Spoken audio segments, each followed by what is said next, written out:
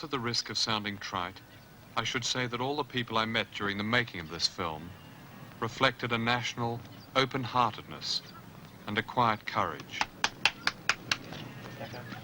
At every turn, there seemed to be an act of generosity, a graciousness, and measured hope for the future.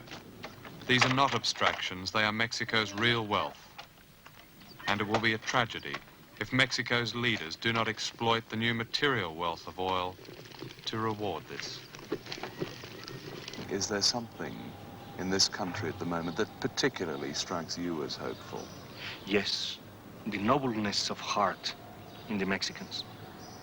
They are very, very noble, very generous, and they still have high ideals, particularly in the country, not so much in the city, but particularly in the country. And this gives me hope in the future of Mexico. The eyes of all the world are in Mexico now because the oil, we know that. And they have, how do you say, an image of democracy, yes. Democracy. And now we are going to make them, to clean this image if they really want to be, how do you say, prosperous with oil. The work of the British writer D.H. Lawrence is much admired in Mexico, where people often speak their minds, not directly, but in stark images.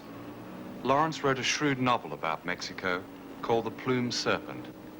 In it, one of the characters says this: Mexicans are like trees that the white men felled in their coming, but the roots of the trees are deep and alive, and each new shoot that comes up overthrows a Spanish church or an American factory.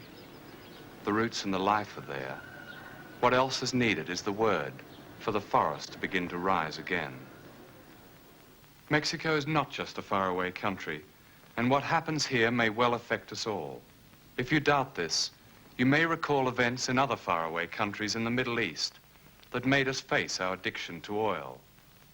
Mexico is to become the most influential oil nation in the Western Hemisphere, perhaps in the world. But Mexico is not just a name to be neatly dropped into this or that strategic camp. Mexico is people, and the 10% growth rate that the economists say that the oil will bring is meaningless, while children work at the age of 6, while their parents have no work at all, while millions live beside open sewers, while people are kidnapped for seeking their rights under the law. In the economist's language, Mexico is a stable country, and so it is, for some.